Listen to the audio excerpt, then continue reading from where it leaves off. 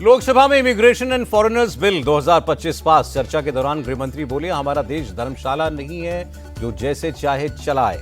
रोहिंग्याओं और बांग्लादेशियों पर बरसे अमित शाह, बोले इन्होंने अगर देश में अशांति फैलाई तो सख्ती से निपटेंगे। पश्चिम बंगाल सरकार पर गृहमंत्री का हमला, बंगाल में ममता सरकार की वजह से घुसपैठिए आते हैं। कई बार चिट्ठी भेजी लेकिन फेंस लगाने के लिए जमीन भी नहीं दी गई। अमित शाह ने विपक्ष के घुसपैठ के सवाल का जवाब दिया, कहा 2026 में जब बंगाल में बीजेपी की सरकार बनेगी तो घुसपैठ का ये रूट हमेशा के लिए बंद हो जाएगा।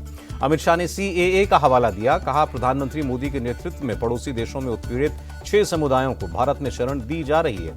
टीएमसी ने अमित शाह के आरोपों को झूठ बताया। सांसद सौगत रॉय बोले, केंद्र सरकार खुद सीमा पर बाड़ लगाने में देरी करती है और हमें दोष दे रही है। इमिग्रेशन बिल पर बोले कांग्रेस सांसद गौरव गोगोई, सरकार अपने आलोचकों की भारत में एंट्री बैन करना चाहती है। कैश कांड में जांच तेज, सुप्रीम कोर्ट की इन्वेस्टिगेशन टीम ने दिल्ली फायर सर्विस के चीफ का बयान रिकॉर्ड किया। 8 पुलिस वालों के फोन फॉरेंसिक जांच के लिए भेजे गए। जस्टिस वर्मा ने मामले में अपना पक्ष रखने के लिए वकीलों की टीम हायर की। कल कमेटी के सामने पेश हो सकते हैं जज यशवंत वर्मा। 6 हाई कोर्ट्स के बार एसोसिएशन के प्रेसिडेंट ने चीफ जस्टिस और सुप्रीम कोर्ट के कोलिजियम मेंबर से मुलाकात की। जस्टिस वर्मा के केस में कड़ी कार्रवाई की मांग की। जस्टिस यशवंत वर्मा का मुद्दा पार्लियामेंट में भी उठा। विपक्ष ने सरकार से केस की सारी जानकारी सदन में रखने की मांग की।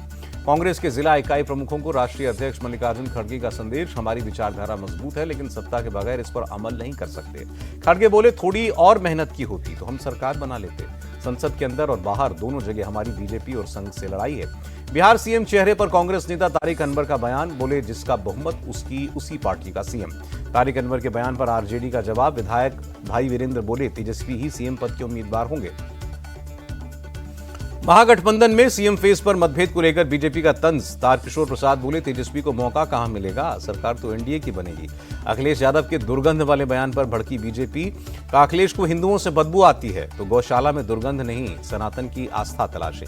संबित पात्रा ने अखिलेश को बताया सनातन विरोधी, बोले इनका काम सिर्फ सनातन का अपमान करना। यूपी के डिप्टी सीएम केशव मौर्य बोले, अगर ग्वाल के बेटे को गोबर से दुर्गंध आने लगे तो समझो वो अपनी जड़ों से कट चुका है। अखिलेश यादव को धर्म में नहीं वोट में आस्था है। केंद्रीय मंत्री गिरिराज सिंह का बयान। राणा सांगा पर दिए अपने बयान पर अड़े सपा सांसद रामजी लाल सुमन, बोले इस जन्म में तो माफी नहीं मांगूंगा, इतिहास को नकारा नहीं जा सकता। करणी सिन्हा के हमले के बाद सपा सांसद ने राज्यसभा के सभापति से लगाई सुरक्षा की गुहार, बोले सोची समझी साजिश के तहत मुझ पर हमला हुआ। सपा सांसद के घर हमले को लेकर अखिलेश यादव ने सीएम योगी को घेरा, कहा रामजी लाल दलित हैं इसीलिए उनके घर पर हमला हुआ। आगरा में रामजी लाल के घर पहुंचे रामगोपाल यादव, बोले ये सुनियोजित हमला था, पुलिस ने हमलावरों को छोड़ा कैसे। सरकार की मंशा साफ है तो सभी आरोपियों को जेल भेजें, डिंपल यादव का बयान। लखनऊ में करणी सिन्हा के खिलाफ सपा और अपना दल कमेराबादी का प्रदर्शन, पल्लवी पटेल समेत सैकड़ों कार्यकर्ताओं को हिरासत में लेने के बाद छोड़ा गया। जम्मू कश्मीर में हुर्रियत से जुड़े 2 और गुटों ने अलगाववाद छोड़ा। गृहमंत्री अमित शाह बोले, नए भारत में लोग विश्वास जता रहे हैं। बीजेपी नेता अल्ताफ ठाकुर ने कहा, जम्मू कश्मीर में अलगाववाद का प्रभुत्व खत्म हो रहा है। बिहार विधानसभा के बाहर वक्फ बोर्ड बिल के खिलाफ विपक्ष का प्रदर्शन, कहा बिल में मुस्लिम समुदाय की धार्मिक स्वतंत्रता को खतरा है। वक्फ बिल के विरोध के लिए all India Muslim personal law board का नया पैंतरा, अलविदा जुम्मे की नमाज के वक्त मुसलमानों से बाजू पर काली पट्टी बांधने की अपील। मिर्जापुर में सीएम योगी ने मां विंध्यवासिनी देवी मंदिर में पूजा की, कहा पिछले 10 वर्षों में मिर्जापुर का कायाकल्प हुआ। दिल्ली में सड़क पर नमाज पढ़ने पर पूरी तरह से रोक की मांग, संभल में नई गाइडलाइंस। मेरठ पुलिस बोली, सड़क पर नमाज पढ़ी तो पासपोर्ट रद्द होगा। दिल्ली में नवरात्र पर मीट की दुकानों को लेकर बयानबाजी, बीजेपी की 9 दिन मीट शॉप्स बंद रखने की मांग। दिल्ली की तर्ज पर एमपी में भी नवरात्र पर मीट शॉप बंद करने की मांग, बीजेपी विधायक रामेश्वर शर्मा ने मांग की। बीजेपी की मांग पर भड़की एमपी कांग्रेस, कहा राजनीति के लिए सांप्रदायिकता का सहारा ले रही है भाजपा। कांग्रेस नेता प्रमोद तिवारी बोले, माहौल को सांप्रदायिक बनाने में जुटी है सरकार। सपा सांसद ने भी गाइडलाइंस पर सवाल उठाए, कहा छत पर नमाज से कैसे रोक सकती है पुलिस। अवधेश प्रसाद समाजवादी पार्टी के सांसद हैं, उन्होंने कहा किसी भी धर्म पर पाबंदी लगाना संविधान के खिलाफ है। अबू आजमी बोले, बीजेपी सरकार की यही कोशिश होती है कि मुसलमानों को कैसे तंग किया जाए। हरियाणा में ईद अब गजटेड हॉलिडे नहीं है, नायब सरकार ने लिस्ट से हटाया। वित्त वर्ष की क्लोजिंग का हवाला दिया। मुस्लिम कैदियों को लेकर भोपाल सेंट्रल जेल प्रशासन का फैसला, ईद पर परिजनों से खुली मुलाकात का मौका नहीं मिलेगा, सामान्य तरीके से ही मुलाकात होगी। रामनवमी पर बंगाल में शस्त्रों के साथ निकलेगा जुलूस। बीजेपी नेता दिलीप घोष ने कहा, हम पुलिस को जानकारी देंगे लेकिन परमिशन की जरूरत नहीं है। दिलीप घोष के बयान पर बोले टीएमसी नेता जयप्रकाश मजूमदार, पिछले साल कैसे जुलूस निकला था वैसा ही निकलेगा। जयप्रकाश मजूमदार ने बीजेपी को जवाब दिया, कहा बंगाल ने भाजपा ना कभी सत्ता में आई ना कभी आएगी। बंगाल बीजेपी नेता शुभेंदु अधिकारी का दावा, इस बार हिंदू हित में काम करने वाली ही सरकार बनेगी।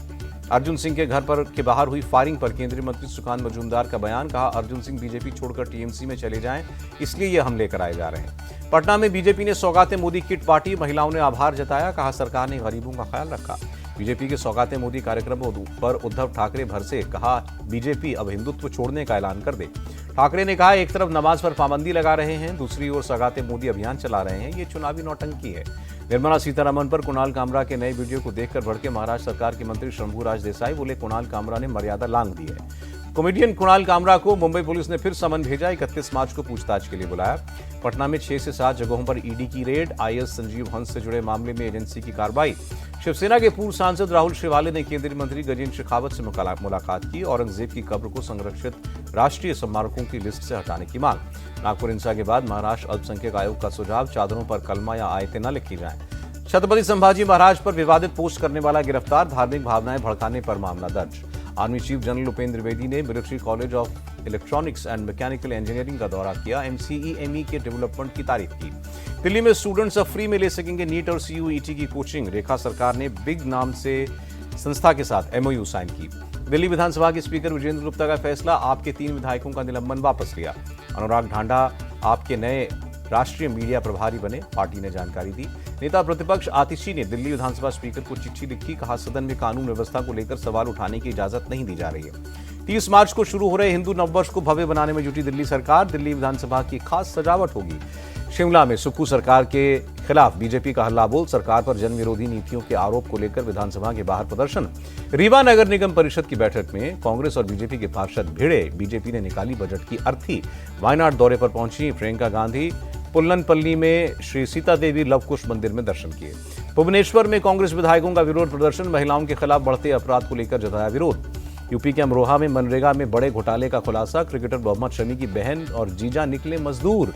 बड़े बड़े रसूखदार लोगों ने भी बनवाए मनरेगा के मजदूरी कार्ड। ग्राम प्रधान की मिलीभगत से मजदूरी कार्ड बनवाकर सरकारी पैसे का गबन किया।